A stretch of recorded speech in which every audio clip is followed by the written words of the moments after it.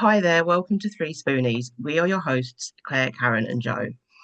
This episode is 13.5, where we are doing the community questions on our marketing and social media. So let's get into some questions.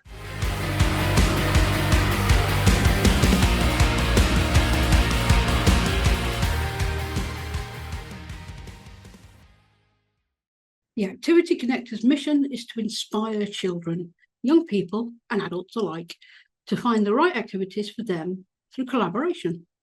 We believe there is a sport or activity for everyone. We aim to bring organisations together to benefit children, young people, and adults within the educational setting. If there is a particular need, we would love to talk to you and see if we can help you fill that need. We are currently working with organisations in domestic abuse, county lines and mental health, first aid training and sports coaching. And do you have a hobby that makes a massive impact to you, or are you looking for that hobby? Why not drop us a message or take a listen to the Power of the Hobby podcast? We're always looking for more guests to come on and share what they love to do. Or do you work for a charity and want to get more exposure about what you do? Or are you looking at sports events and need more support to set these up and run them? Why not drop us a message and we can chat to see how we can offer to support you. I'm Claire from Sparkle's Gift Boutique. I'm Karen from Pony Pony Pony. And I'm Joe from Bright Cat Business Solutions. And we are 3Spoonies, navigating our way through life and business with not enough spoons.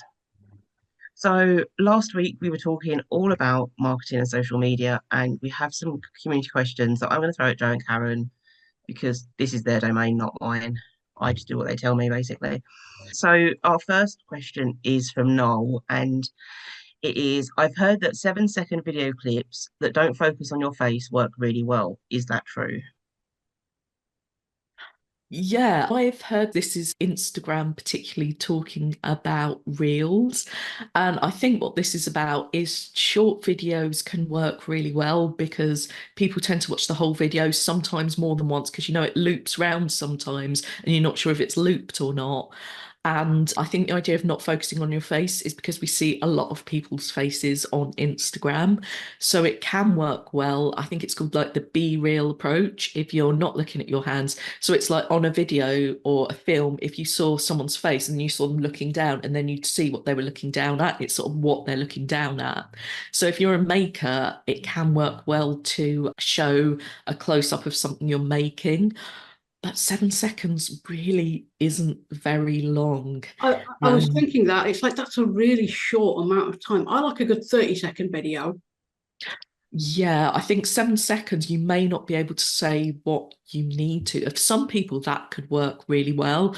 Or if you've got lots of products, it could be a way to show lots of products quite quickly. But if you're talking about, say, counselling and quite important concepts, to get that out in 7 seconds is going to be a struggle. But if that's what's working now, is that what's going to be working in 3 months?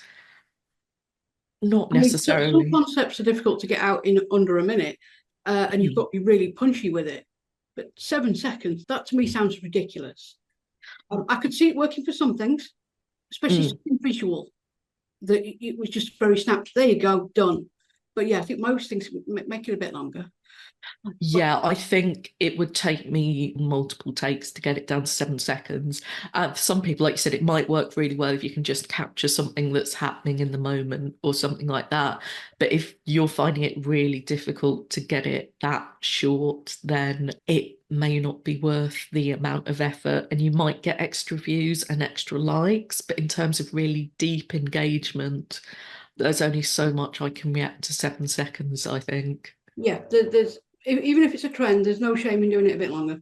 Do the things that you need to do for your content and don't worry what other people are doing. Like that. So basically, be more you, don't follow the trend. And, 7 seconds isn't a lot of time. No, I mean, you go follow the trend if it's going to work for you. But if it's not, don't. Just be you. There's also the thing that there's so much AI generated stuff at the moment that sometimes when I see something that is real, there's part of me that goes, is that AI? And I then need to convince myself it's not. So if there's lots of shorter clips and you are a maker, you may get people going, oh, well, that's just dead quick. That's AI, which could also be a thing. Okay, so our next question is from Ellis, and it says, I'm doing really well on LinkedIn, but everywhere else is dead. Am I doing something wrong, or are the others just bad? A little bit of column A, a little bit of column B. I mean, The algorithms are fickle and they change often. But if the other platforms aren't working for you, change it up what you're doing, or decide that it's not for you and leave it alone. I suppose it also depends on what you're doing. Yeah. Yeah. Some things are going to work better on other platforms than others. Yeah, it may be your target market is on LinkedIn, and on the others, you're not finding them because they're not there so much. It's not necessarily something you're doing wrong, or it could be that what you're doing is very geared to LinkedIn, and maybe that isn't working so well on other platforms. So yeah, it's looking at which ones are working, which ones aren't, and how much time you want to spend on them. Because if you're getting absolutely nothing from a platform, it may be get rid entirely, or it might be keep it there as a way for people to find you, but post occasionally. So it's like it's worth having it. People occasionally find you there, but it's not worth loads of work. You can also do that. There could be a platform you post to just enough that people know you're still alive. That's about it. It is okay to do that. But yeah, really look at sort of what you want and what you're getting out of things, because you don't have to be on places that don't work for you. Perfect. And we have one from Tammy that says, I found a site where I can get a list of potential customer usernames. So they really exist, but I have to add them. It seems really cheap. Is it worth doing? No. This just confuses me. Never buy a list. You don't know if it is actually genuine, if they're bot accounts. Go search for people. Find your tribe naturally. Unless it's a really reputable company and you're getting email address. Even then, I don't like it. It feels icky. Yeah, also in terms of sort of GDPR and stuff, these people haven't given you permission. And yes, on social media, you know, you can follow them, they'd have to follow you back and stuff, but it's how many other people have that list as well. Like other people on this list, do they get bombarded multiple times a day with random people adding them? Why are they on these lists? Like you don't know. Is it up to date? Are they active users? Are they going to have any interest in what they do? Uh, do be careful with them. That, and if they're not engaged, it doesn't help to have loads of people following you who aren't engaged. And on a lot of the platforms, they look at the percentage of people who you're connected to who are getting involved. And if suddenly your posts are being shown to thousands of extra people who don't care, then the platform's going to decide that you're less interesting because fewer people are getting involved, even though you've got more followers. So yeah, I'd be cautious. It's, you know, much better to engage with people who engage with you. Things like that. Trying to grow too quickly isn't always a positive, and you don't know where these lists have come from, especially if, as you said, it's really cheap. It's Red flags everywhere. I was literally just yeah. thinking, like, the fact that it seems really cheap, it's like, why is it so cheap? Because that makes me worry. Like, yeah, just doesn't fit. No. Yeah, it's also not the same as having a mailing list, because if you do sort of follow the people, they may have to follow you back. If you invite them, they may not accept it, things like that. So it doesn't necessarily mean people are going to engage with you, and you can spend a lot of time on it and find it's not actually been very useful to you at all. So yeah, I'd be very cautious on that. And honestly, you may be better off just doing researching hashtags and things like that, and you know, see who's engaging with you, who's interested in what you do, and at least that will be up to date. Perfect. So I'm going to throw a question at probably more Karen, but I want Joe to answer as well. Yeah. So obviously, we know what social media platforms we all use, but Karen, you use some great courses. So could you do a brief kind of title of what platform and just what the best use of it is for, if that makes Yeah, so Facebook is the best one for setting up sort of communities and groups. It's the one where you're most likely to find people over 50, and people over 50 are most likely to just be on Facebook. It's a good general all-rounder to get most people, although the young ones aren't on Facebook. Oh, Hmm? it's for old people, apparently.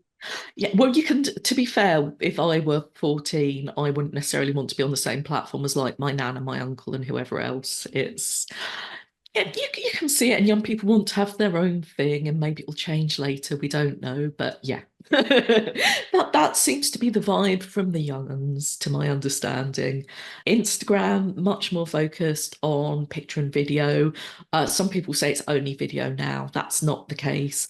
Picture is still really powerful, and it will also depend on your audience. Maybe your audience isn't hugely fond of video. So see what works there. Hashtags there work differently because there's a lot of inference and meaning. So we could describe ourselves as spooniepreneurs, entrepreneurs, business women, boss babes, and No, we could not. No, just not the boss. No, just no.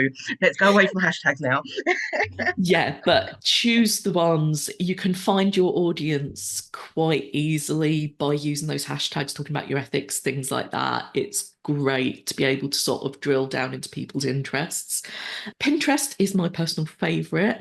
It's not really social media, it's more a visual search engine. It's kind of like social media for introverts in a way, because where on other platforms you could go, hey everyone, I've done a blog, come and see my blog, here's what it's about. On Pinterest, you say, this is what the blog's about. Have a look if you like, fill your boots. Pinterest is all about getting people to other places, whether that's your shop, your blog, a different platform, wherever else. It's about people finding things they like and getting there. So I'm a huge fan of Pinterest because the stuff there is evergreen. It doesn't really disappear. So terrible for events and things that are really short notice. Pretty good for most other stuff. Twitter or X, you could call it that. Like no one is, but you could. Twitter, very fast moving, very good for local events, things like that. You can post the same thing on Twitter lots and lots of times, and people won't mind. People probably won't see it because it is fast moving. So if I posted the same post to Instagram 3 times, people would go, are you okay? Have you been hacked? If you do it on Twitter, it's fine. You could have like a series of posts you alternate between, put them out. Happy as Larry, no one's going to mind. Are there some issues with Twitter at the moment? Yes, there are. Do we hope it'll get sorted out? Yeah, yes, we do. Jury's out on this one, and I hope it still exists by the time this episode goes out. Hooray! So I'm saying that for comic effect. Don't come after me, Elon. Yeah.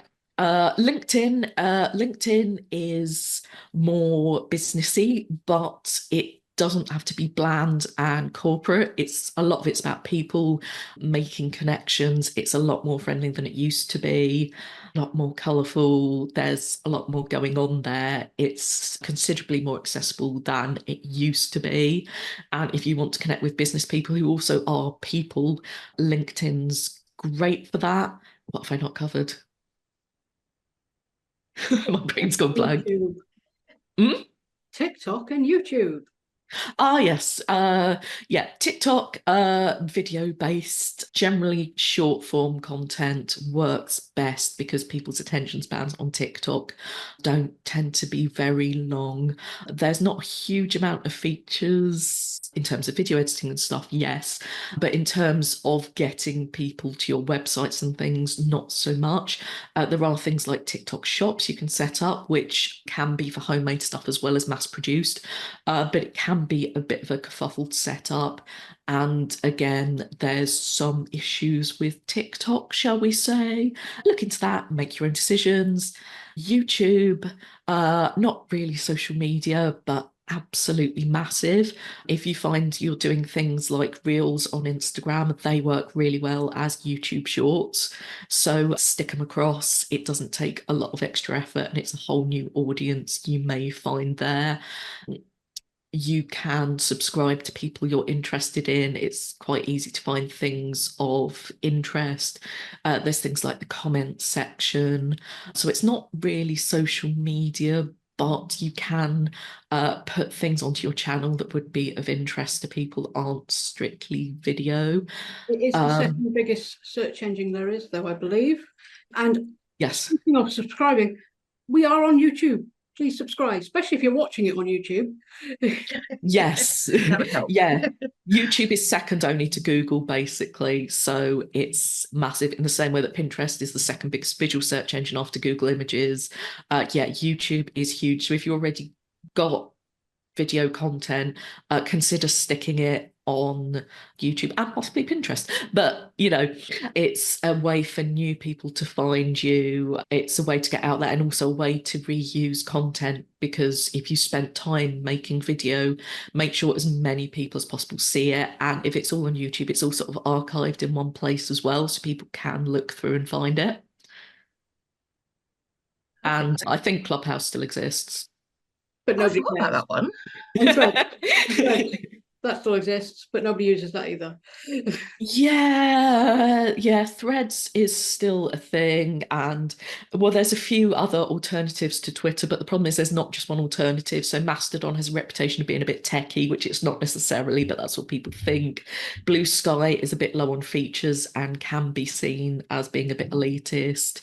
And because Threads was so massive and then shrunk so much, people think it's dead, which I don't think it necessarily is, but there's not one clear Twitter alternative. So I think a lot of people are hedging their bets and waiting to see what happens, to be honest.